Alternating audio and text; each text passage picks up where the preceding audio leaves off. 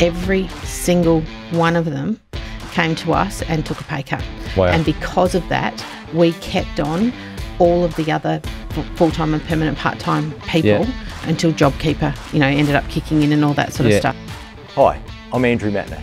In this episode of The Little Black Book, I'm joined by Kirsty Chapman-Smith, founder and CEO of Discount Party Supplies. Established in a home living room in 2008, Discount Party Supplies is now one of South Australia's fastest growing businesses, finishing 18th on the 2020 Fast Movers list. It is a specialist online retail store specialising in over 10,000 different types of party goods and supplies. In this episode, you'll hear about the challenges in scaling a business from a living room side hustle to a fast-growing multi-million-dollar business employing over 40 people. The importance of family and family relationships, and how a family tradition helps keep her family connected. You'll hear about why the dash between the two dates on your tombstone is the thing that really matters, and how clear values help the business and team stay connected and aligned in the midst of a crisis. Welcome to The Little Black Book, a podcast for entrepreneurs by entrepreneurs who provide their first-hand experiences to help others learn and grow. This podcast is brought to you by Altitude Advisory. Altitude Advisory is a modern business advisory firm helping business owners build a better business for a better life.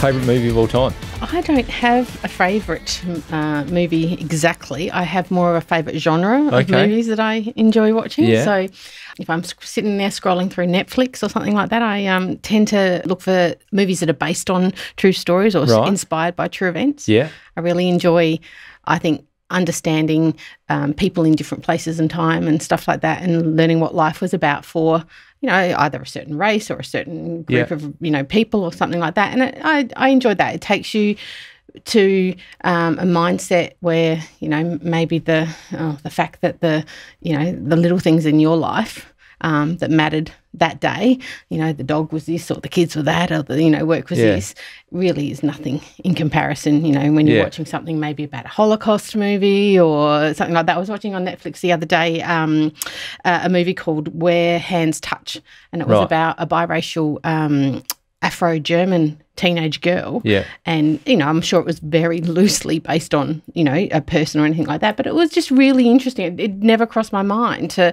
what would of a biracial person, suffered under, the Nazi regime and things like that. So that's what I enjoy. I just enjoy a bit of a getaway and looking into other people's lives. And there's so many of them out there. Do you think, in terms of your own, I guess, evolution in business then, that, the same connection about drawing from other people's experiences or watching other people's experiences, do you find that? Oh, absolutely. Yeah, absolutely. I love learning from people. Yeah. It's one of my favourite things, and not just business people or a movie, or it could be the checkout person at Coles. Yeah. I enjoy people. Yeah, cool. Yeah.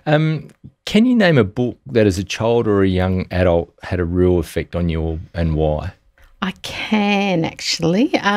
I don't know whether you know it, The Outsiders. It's a book by S.E. Hinton. She's a female writer that she wrote the book when she was a teenager herself in high school. And it's a book that's set in Oklahoma in the 1960s, and a group of, I suppose, boys from the wrong side of the track and everything, and how they grew up and the dynamic of their friendships and their bonds and everything. And it takes you through a certain point in their lives. It was actually then made into a major film, and it had lots of young stars at the time, but Rob Lowe and Patrick Swayze and Tom Cruise, and they were called Greasers. Yeah. And they got into, a heck of a lot of trouble and things like that, but the bond and everything that they shared. And I think I probably would have been late primary school, maybe early high school, so around 12 maybe when I read it. And I just really, really enjoyed it. It took me as, a white female girl living in middle-class society in Australia sort of thing, to a time and a place that I didn't know existed. Yeah. But the sense of belonging and everything that they had, even, amongst themselves, and how much they looked out for each other and how they, all connected like that, was just, it really made me think that as a teenager, that's what we're sort of sorting through as we go through life, somewhere to belong. It's about finding your tribe. Yeah. 100%. Yeah. And, it's different for everybody and all of that sort of stuff. But no matter who you are as a teenager, that real sense of, needing to belong and find your people, it's great. Yeah. I still love it today. I've still got the book at home on my bookshelf. Yeah. I actually, when you said the book and then when you described the movie, I was like, I've watched that movie. Yeah. Yeah, and so that's cool. Sometimes books or movies. So, most transformative travel experience you've ever had? Well, if you know me, I don't travel. I holiday. Yeah, that's true. Look, I'm not an adventurous person as far as travel goes or anything like that. So when I go away, I tend to try and go away to unwind and relax, because I really need to be taken out of my day-to-day life to be able to do that. If I'm home or whatever, I'll do the washing and I'll do, so I'll go away and hopefully go somewhere where I can just unplug, unwind. If I can not take technology, fantastic. Yeah, that's great sort of thing. So so I wouldn't say I've really had a transformative travel experience. I still like going back to people. I enjoy people more than places. Okay. So I remember my husband and our 13-year-old son had a trip to Scotland and England in September 19 it was. And one of my favourite memories of that is we caught the train from England to Scotland, and my son and husband sat next together, and I had a seat on the other side, and a lady sat down next to me, and I just talked to her the whole journey. She was, about what she was doing and where she was going, and she was going in to help her daughter babysit the kids because her daughter was ill, and blah, blah, blah, blah, blah. And that was one of my best memories of the whole trip, of just sitting, talking to her and learning about her life. And as it sort of goes back to, your experiences right at the start about, just other people and what's going on and so forth.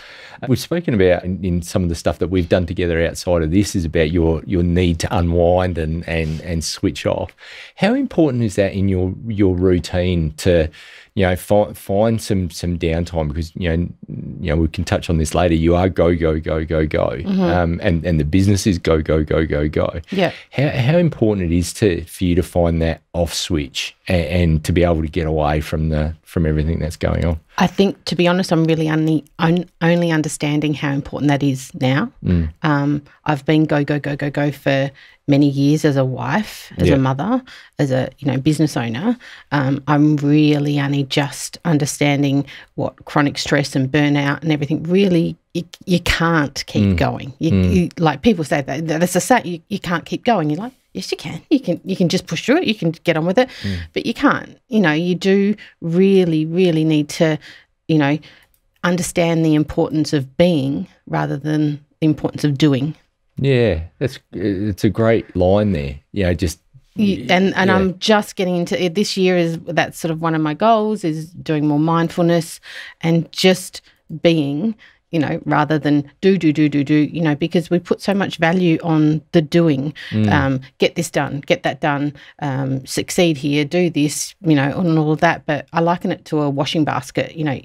You get the washing done, and no sooner have you got it done, the washing basket's full again. So it's always, the doing is always going to be there. And I'm sure you probably think yourself, like, each year it just gets busier and busier, and you thought last year I couldn't possibly squeeze anything more in sort of thing, but this year it's busier again or something like that. So, you do really need to take time out, and, so holidays and things like that for me are one of the things where I try and really switch off and take time out. No, it's interesting. I know my grandma, who was a very wise lady, she said, well, cherish the time when you're young, because it seems like your years go faster and faster and faster. And I've always had this theory that your years get faster because as you get older, an individual year becomes such a smaller proportion of your overall life. When you're a 10-year-old kid, a single year is only 10%. When you're nearly 50, as what I am, well, a year is such a small amount, so it seems to go so much quicker. Yeah.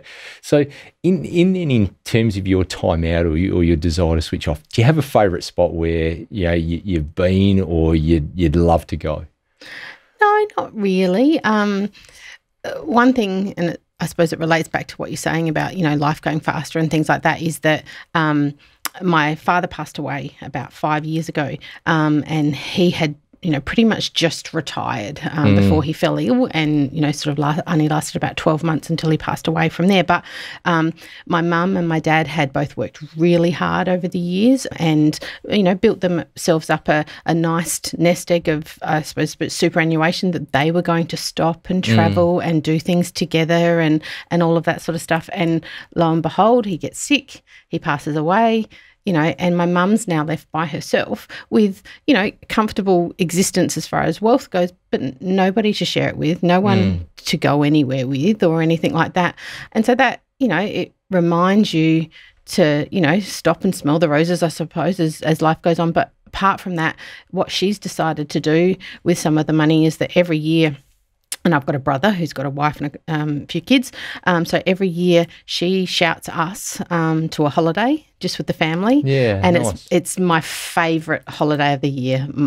We get along really well as a group. And so, James and the kids come along, and my brother and his wife and the kids come along, and my mum, and we all go away together. So we've done Fiji, or back in the days where you could, Fiji, Bali. We've done Queensland a few times. We've done a houseboat, and in about 2 weeks' time, we're going back to Queensland again. So that we have a laugh, we have a ball, and just we hire a house, so we're all together. Maybe got a pool or whatever, and the kids will just do their thing. Adults will just relax. We play games, stuff like that. So they're some of my favourite spend time with family holidays, because through what happened with my dad, I realised that you got to do those things, because you may not have the opportunity when you're retired and stuff like that. Look, I think that's a really good point, Kirsty. And out of I guess a really sad event that your dad didn't get to enjoy that. Well, what your mum's now done is created a really awesome family tradition. Yeah. Absolutely. It's great. And I mean, don't get me wrong, she sits there and sometimes says, I wish your dad was here, sort of thing, and we all do. But at the same time, it is something that I'm not sure would have come about had he not passed. We certainly did family holidays from time to time. But it's something that we've put a real conscious effort in, and she loves doing for us, sort of thing, so we can all get away together. So you've got kids at varying ages, and I know it's you've got a blended family as well.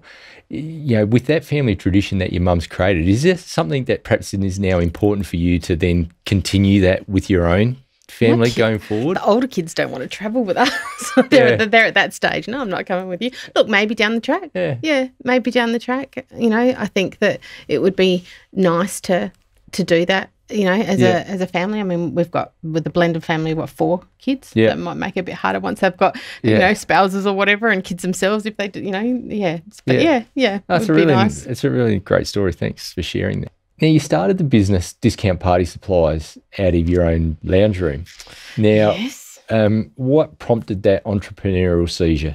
I would have to say that's always been in me, being entrepreneurial, even back when I didn't know what that was. I always, I've worked since I was 14. I then did other businesses, I suppose. Even before Discount Party Supplies, I had been trained in floristry. So I did a at-home florist business for a while.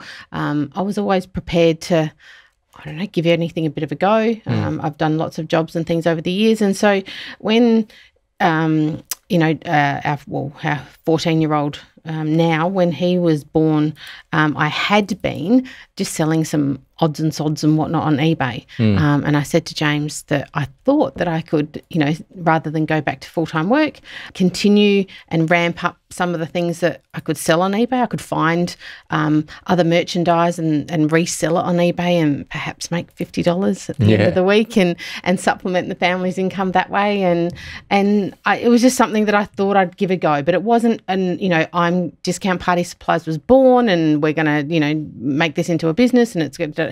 So it was just a matter of selling some things on eBay, and it grew over a couple of years to morph, I suppose. Initially it was just, kids, I suppose, clothing and toys and things like that. And there was a range of party supplies that I'd managed to get a hold of and started selling that and realised that there was a demand there for it. And then as, the larger stores started getting, the character merchandise and the toys and things in, and there wasn't as much of a demand on eBay for that, oh, let's try some more party supplies. And that's how Discount Party Supplies was born, that it just became, it morphed into that, I suppose. And it just kept steamrolling a little bit like a snowball, just, going down the mountain sort of thing, to where it is today. So it was probably about, 12 years ago that we said, we could make a party supply business out of this, and it could really be something, and we develop a website and all of those type of things. But initially it was just selling some things on eBay. So from a little side hustle to what is now pretty legitimately, solid business. So, and last year, the 18th fastest growing business in South Australia. So. Absolutely. Yeah. So, something that has morphed into way more than initially what was thought of or anything like that. But certainly, no more than that we didn't put our efforts and our time and our, hard work into, sort of thing. So it's come about through a lot of hard work and everything, as well as, it wasn't just something that, developed overnight and it's been an overnight success or anything like that. As this evolved, different businesses go through different stages of their business life. And, from a side hustle to momentum to first employee to 10 employees to moving out of home into a warehouse, into a bigger warehouse, all these things sort of take, challenges and time. How have you managed to manage that growth or structure the business to be able to deal with that momentum that you guys have managed to create with your brand and with your offering? Look, totally honestly, in the early days, there was no planning, there was no structure, it was just basically the ball started, rolling. Yeah.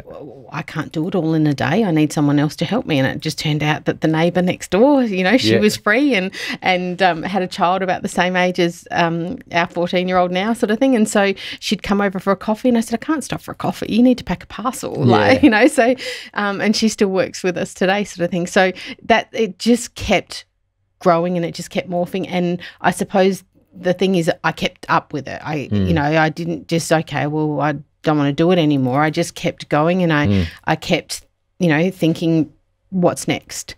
What else do we need? Well, how else do we, keep it moving? I suppose. I think that was my biggest thing, is that I kept it moving. I didn't necessarily plan. Okay, well, by next year we'll be doing this, this, and this. I mean, we do now, but.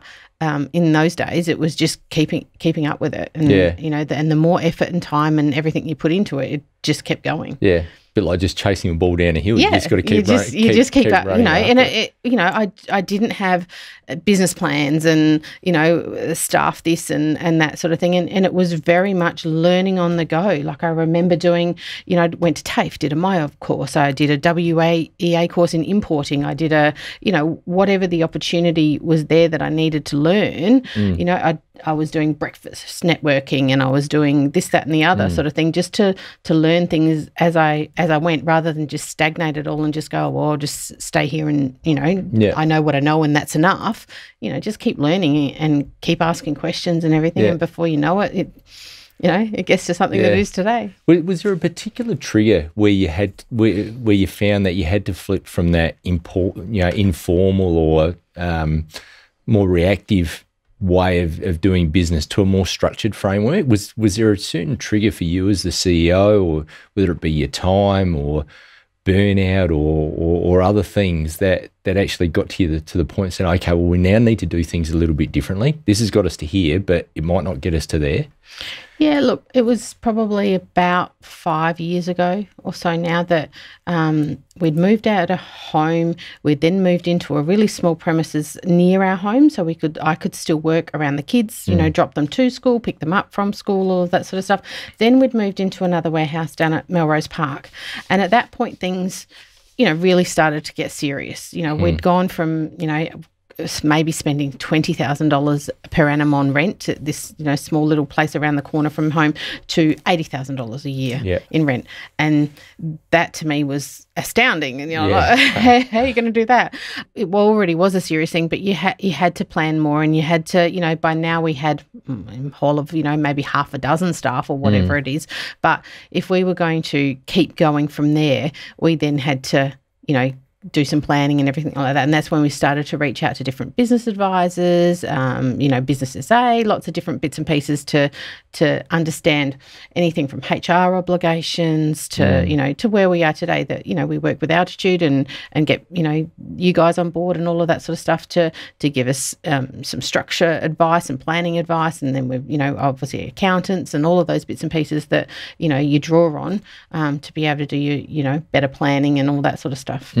That's cool. And I mean, I think it's a really good learning for, I guess having been through the startup journey to know what stage your business is at and to keep looking for that help and understand the different cycles. Yeah. So you can get it when you need it. Yeah. Now, you've got an interesting dynamic in your workplace. You work with your husband, James, and you and James are very different. You think we can have a beach ball between you and be looking at the same beach ball and you'll see red, white, green, and he'll see blue, yellow and purple. Yep. Talk to the listeners about, the challenge of, I guess, first of all, about being in business with said spouse and how you navigate your way through those things. Obviously having to go home to the same person. Look, you're absolutely right. If you say chalk and cheese, oil and water, salt and pepper, that's James and I. We couldn't be two different people, if we tried, sort of thing. I'm a planner, I'm a thinker, I'm a worrier, all of those. And James is a, take it as it comes type of person, except he's really technical, and really detailed as far as, he comes from a programming background sort of thing. So, he's really technical like that, whereas I've got no, technical knowledge that I haven't, learnt throughout the business sort of thing. I don't, haven't studied that. So, so we're extremely different. But that's what makes it fantastic because underlying all of that, we're very similar people with similar morals, similar values, all of that sort of stuff. So as far as husband and wife goes, it works, really well because that then we got work. So absolutely, there are a lot of times where we won't be on the same page with something, but we both understand each other. So we get to where we need to be sort of thing. And if anything, that challenges us both to get to perhaps a better solution than if just one of us came up with that independently sort of thing.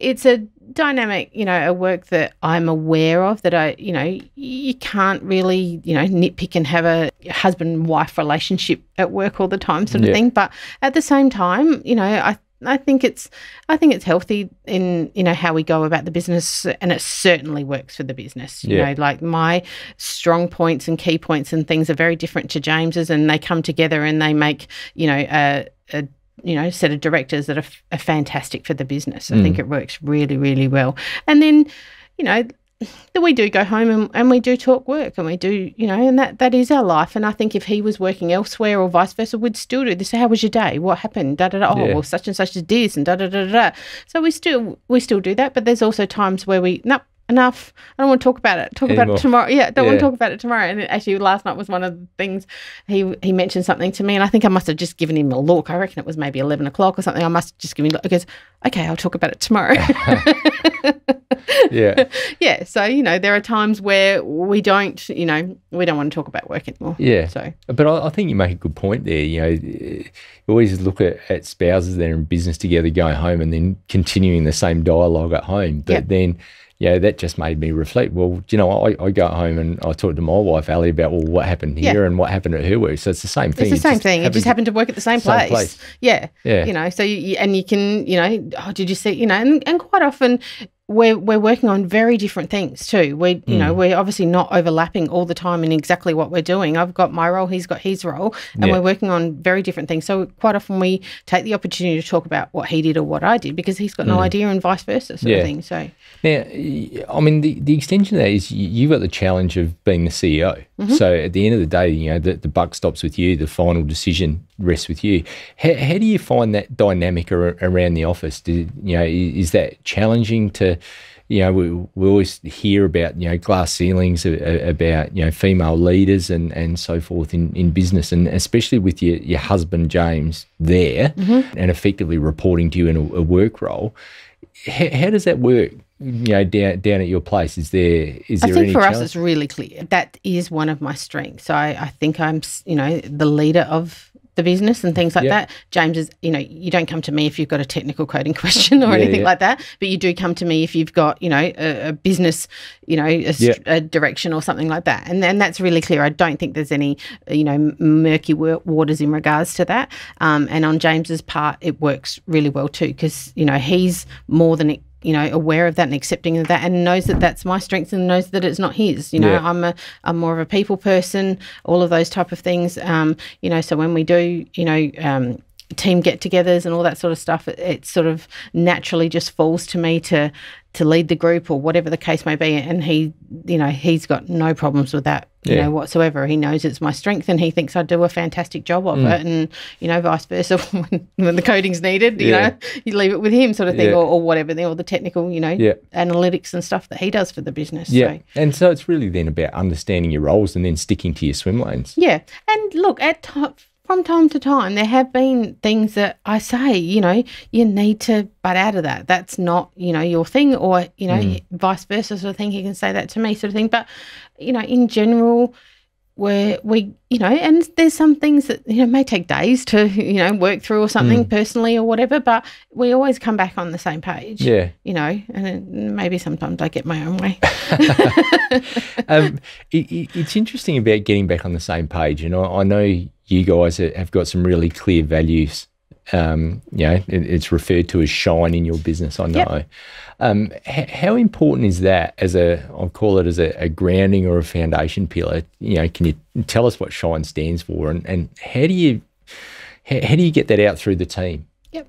So a few years back now, we decided that, culture and everything was really important for our business and the direction of, where we wanted to go and how we wanted to operate. And so we came up with our shine values, which each letter of the word shine stands for one of our values. So S being support, H being happy, I for inspire, N is noble, and E is excellence. And each one of those words has a set of values, I suppose, attributed to it about how we go about operating on a day-to-day basis. And we felt that if we could instill that in the people that were there, that we could hire new people based on those values, if we could make decisions as management team around those values, and that on a day-to-day basis, that we would have a really good business where people wanted to work, customers wanted to be a part of it, and all of that. And it has been, I think, a really, really positive foundation. Even today, when we're making decisions as a team or something like that, I will look at those values and what they stand for and make sure that, we are making decisions that reflect that. Yeah. And I suppose it's important for the team, as a foundation for the whole business, to keep your team motivated. It can be really hot in your warehouse or the other side really cold. They're on their feet, they're packing parcels, there's all this sort of stuff. And I suppose referring back to, the support mechanism about getting around each other or inspiring others, party supplies, well, who doesn't like a party? It gives them a sense of importance or whatever to keep motivated with what they do. Absolutely. I think it also gives them a sense of accountability, because they can, if every person in the business is living these values, they are then, contributing to a workplace that other people want to be at. Now, if you're not living those values or anything like that in the business, it's going to be pretty easy to sort of work that out, and that, you're not the person, for us or anything like that. But it's really important to me. It's one of the things that still motivates me today, is that I don't take it lightly that there are now over 40 people that come to work for us each day, spend probably some of them more of their week with us than they do with their spouses or their children or anything like that. And so I have no interest in running or owning a business that's purely just there for profit or anything other than, to help our customers and have a great experience, but help, our staff have a great experience as well. Yeah. And that's really, really important to me, that we have a workplace that it's harmonious and happy and, does what it can to be a really, really, positive experience for the people that spend, 38 hours a week there. Yeah, cool. It would go a lot further if there was a lot of other businesses had the same mindset. Look, I think more and more people are understanding that, but it does still surprise me. I mean, I've got kids that are in the workforce and things like that are new to the workforce, and it still surprises me today how many businesses aren't on board with making sure that their employees are having a great experience and happy, because people hate it. They don't have anything positive to say about their workplace. They don't have anything, great to wake up for or anything like that. And look, you can't all, have ping pong tables and, a pool in the backyard or whatever sort of thing. But it can be a respectful place, and it can be a positive place where people uplift each other rather than drag people down and talk, behind people's backs. And you can celebrate, and we love doing that, birthdays and successes and stuff like that. We always take time to celebrate and come together and do that sort of stuff. So I think workplaces can go still a long way into creating that sort of environment. Yeah, but so much of that ultimately has to come from you as the CEO and you as the leader to be able to instill that in there. How do you find, because I'm sure you go through flat spots at different points in time, how do you manage to stay, whether it be upbeat or engaged with the team to keep them motivated, even perhaps when you don't feel like? Yeah, look, it's a challenge. You might have something going wrong within your own family or whatever the case may be, and you've got to rock up for work the next day. And we do a toolbox every Wednesday morning, and it's a whole team, like everybody from the warehouse, the office, everyone, and we all come together sort of thing, and we will celebrate a birthday or we go through what's happening in the business. Anything in general, gets brought up. People can have the floor if they want, and they can talk about what they did on the weekend sort of thing. So we'll do that. And look, there are some Wednesdays that I'll come in and I'll have had something's happened at home, and I really have to sort of go, okay, but I think for me, it's quite easy to challenge myself in a way that, well, it's not just about me, because X may have had a really bad day as well, and Y may have been having an argument with his wife, and when we're all the same, we're all, life happens sort of thing. So while you're here at work, the very least I can do is, try and be a bit motivational or, that type of thing, because, we've all got struggles and problems in our day-to-day life. I'm no different than anyone else sort of thing. There's no point me moping around and going, woe was me. My struggles are no different than anybody else's. So, it's a matter of like, well, you're here, and if you've got an issue or whatever, like, let us know. Like, we want to be able to help. We want to be able to, we might not be able to solve it for you, but at least we can maybe soften the blow, at work in some way sort of thing. So, no, it's cool. It's about, understanding your team and getting around them. Absolutely. Yeah, cool. As you've grown, I know you've introduced I'll call it a C-suite or a level of middle management now that, deals with a lot of day-to-day tasks. And you're very transparent with the sharing of your information and your goals, your business goals and other bits and pieces. How important do you think that's been in terms of, helping keep that team motivated, enabling them to share out with their respective teams in the building about, certain targets or goals or whatever it might be? First of all, was it challenging to start sharing? And then once you've started sharing, has that been a key to help the team stay motivated and grow? Yeah, look, I would say looking back, we were overdue to share more and get people involved. Once I suppose that level of management and everything were put in, we owed it to them to, share what was going on in the business. And it only empowers people. People want to, the people that work for you want to be involved. They relish the opportunity to understand your business and contribute in a meaningful way. That's what they're there, and that's what you want them to be able to do. Like, that's the ultimate goal. They don't all have to come in and be robots and go home sort of thing. So if you can, give them the knowledge and the power that they need to be able to, and we say this even at our toolbox and everybody has the opportunity to contribute. Just because we do something a certain way you could have been here for a day. We don't mind. Speak up. Like, have you seen something that we could be doing differently or better? Or, you've all come from different experiences, in different jobs and things like that. And maybe you've, seen an opportunity to do something better. So, the more that we can share about, our goals and where we're going and what we would like to be able to do and all of those type of things, the more that other people can have input. And whether it's the person that's been there for a day or whether it's, management that have been there for years sort of thing, everybody has the opportunity to contribute and make it a better place. Yeah, it's really good.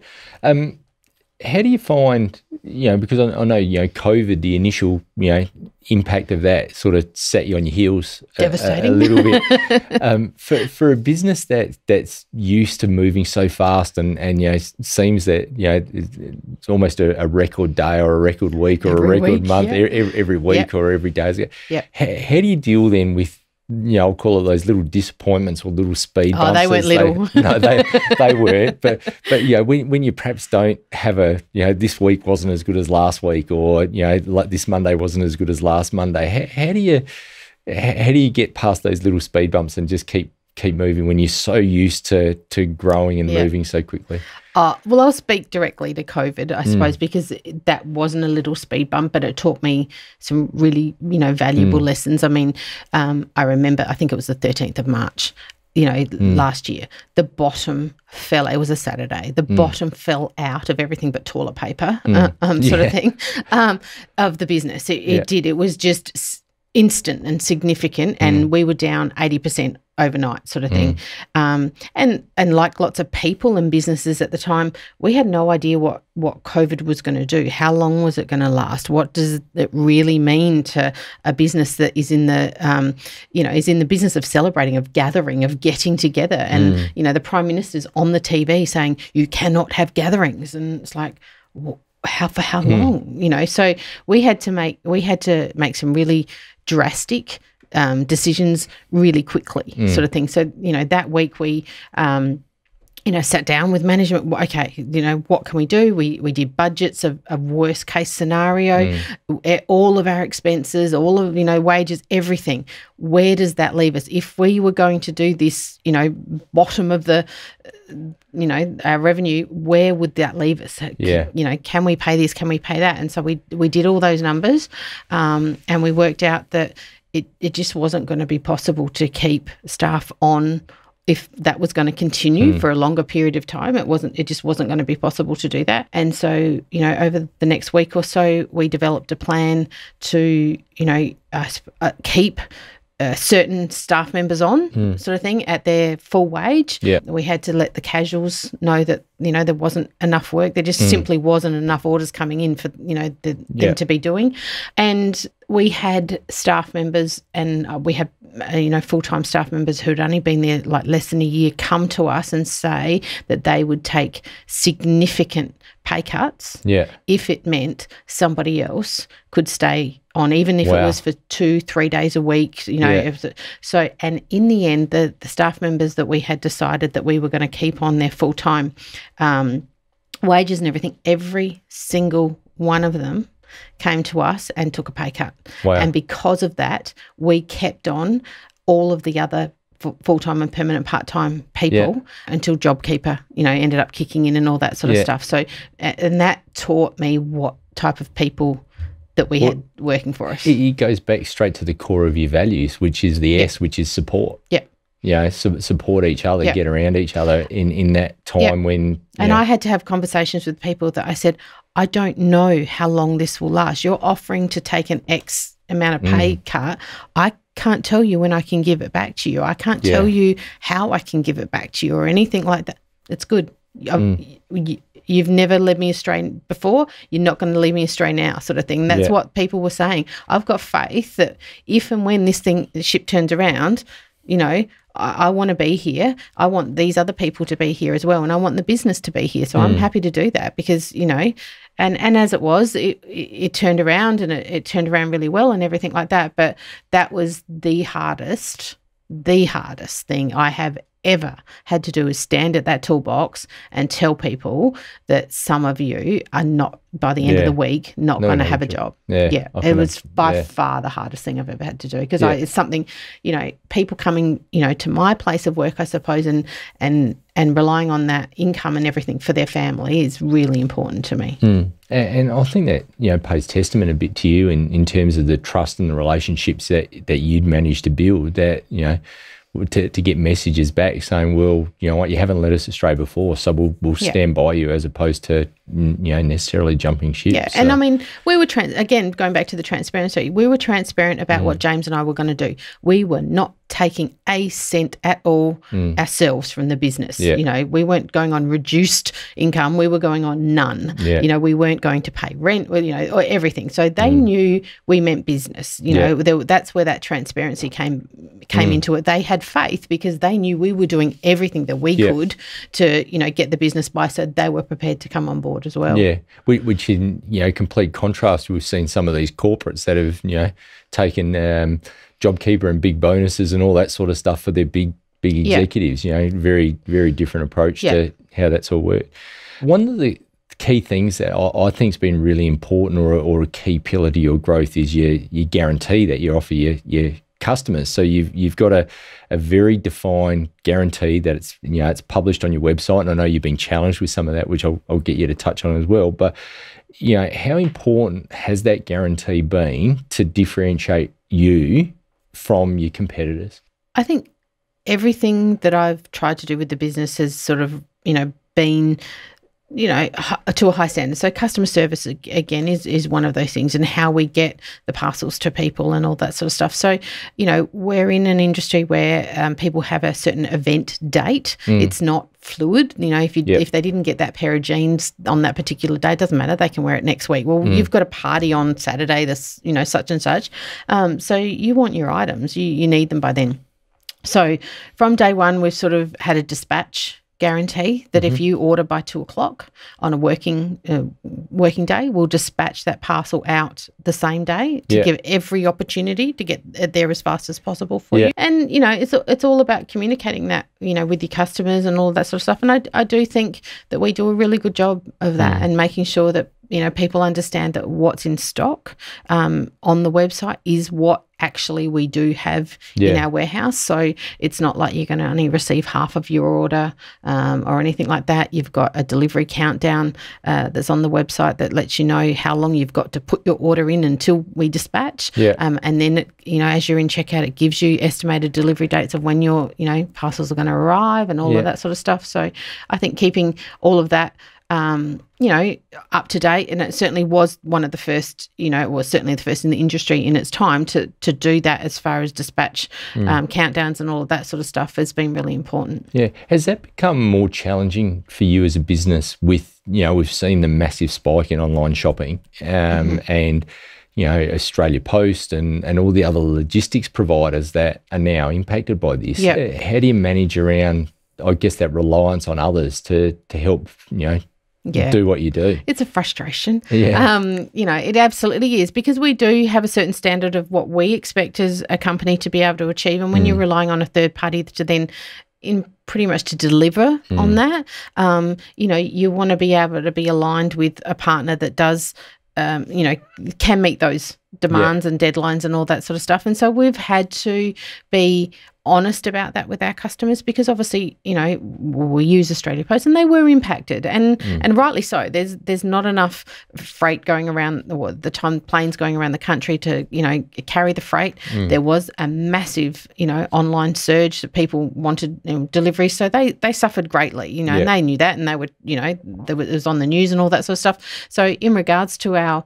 you know, delivery estimator, what we, you know, jumped on board is, and we collect a lot of data, like how long, you know, parcels are actually taking to get to their destinations and things like that. And this is where James, you know, comes into it. He's great with all the data. So we looked at all of our data, and we looked at all of the postcodes and things like that in Australia, and worked out how long roughly, with the COVID delays, things were taking. And so we factored that into our delivery estimator. So customers, as long as you're managing expectations, there's no point telling people that their parcel's going to get there the next day if it's going to take 10 days to get there. Yeah. No, nobody wants that. Yeah. But if you're telling them, look, it's going to take 10 days to get there and it arrives in 8 or something like that, winning, it's a bonus sort of thing. So, look, it has been challenging. We would like to see, delivery times even today to be a little bit tighter than what they're managing to be. But we live in a new normal. People are accepting of that. And, if you communicate that and they know that, look, I've got a party tomorrow, well, I'm sorry, we're probably not going to be able to get it to remote Western Australia by then for you. That's not an option that you've got. Then you can work around that. Yeah, you can work around that. Yeah. So it's it's a bit about being under promising and over delivering, being really being transparent about what it is. It is what it is, and there's some things we can control and there's some things we can't, but we can still communicate about it. Yeah. So and that's what we've tried to do. Yeah. Cool. Do you have any goals that you're yet to accomplish? I think my goals that I'm yet to accomplish probably come back to what I was saying about earlier about like work-life balance and really sort of being able to unwind and things like that. I am a doer. That's something that I'm still learning. Yeah. I think I set myself some goals all the time around not doing as much, but it's hard. If you're a doer, and I've always been a doer, I get it from my dad, to stop and not be a doer and just realise that you do need to take time for yourself, and that's okay. And I think it's a little bit harder to perhaps as a mum and everything like that, that has been managing a family with 4 kids at times, sort of thing. So you're always doing something, sort of thing. So to realise, I've got to take some time and everything like that. And James and I have to take time out ourselves and all of that sort of stuff. So that's probably a goal that I'm still working on. Yeah. Is there any habits that you're working on creating to find that space? Like, are you using calendar blockers, or are you're booking in apps, or booking in a weekly massage just to get away? Or is there anything that you're actually doing to enable that? First thing I suppose I'm doing is I'm trying to recognise it. Like I'm really like, okay, enough's enough. I have tried to not work as much after hours and on weekends. Sometimes it works, sometimes it doesn't, sort of thing.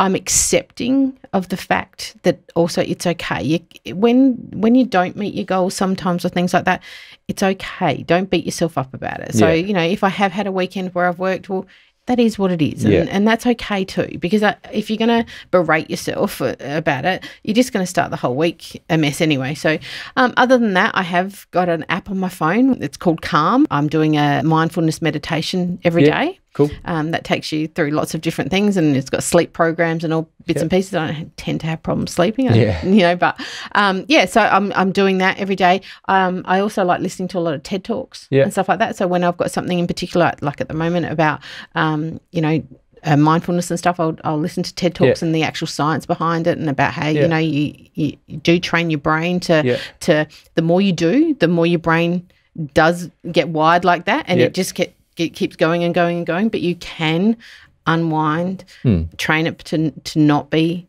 as much of a doer. And so, and when I understand, I suppose, the science behind it and everything, I tend to get more on board and go, okay, this is not just a mung bean fish slapping exercise.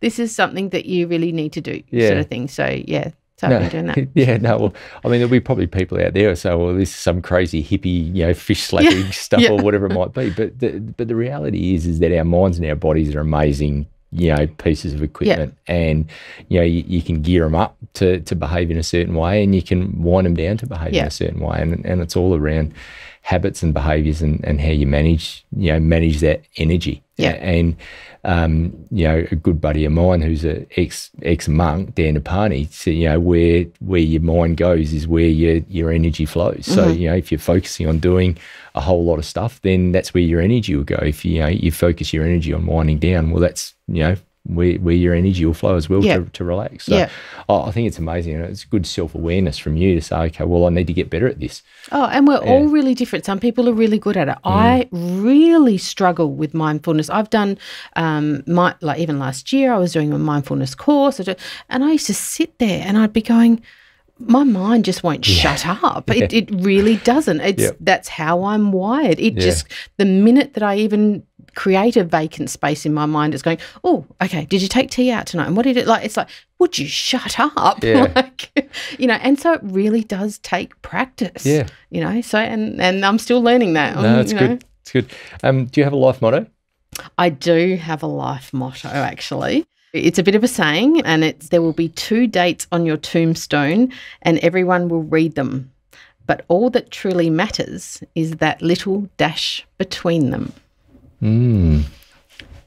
Nice. So, yeah. I like it. Your life comes down to that little dash, but, you know, that's what matters. Yeah, that little hyphen or whatever you want to put in there. Yep. So that's from there something to there. I read that years and years ago, and it's something that's, you know, I've always stuck with me, that, you know, make the most of that dash. Yeah, maybe that'll be the words on your tombstone. I won't necessarily say, you know, mother, wife, whatever. That'll be what's on there. And I do. I try and I really try and, you know, with business or you know, home and all that sort of stuff, and, you know, make that little dash count. And it comes back to that importance of being that you said right at the outset. Yeah. Yeah, cool.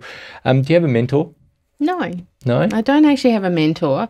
Over the years, with, you know, with business or even personal stuff, I'm happy to seek advice from anybody. As I said before, like whether it's TED Talks, whether it's an app, whether it's, you know, business advice, and, you know, you're ringing up someone and someone knows someone, you know, come in, have a chat, let's go for a coffee, a WEA course or a TAFE course or whatever.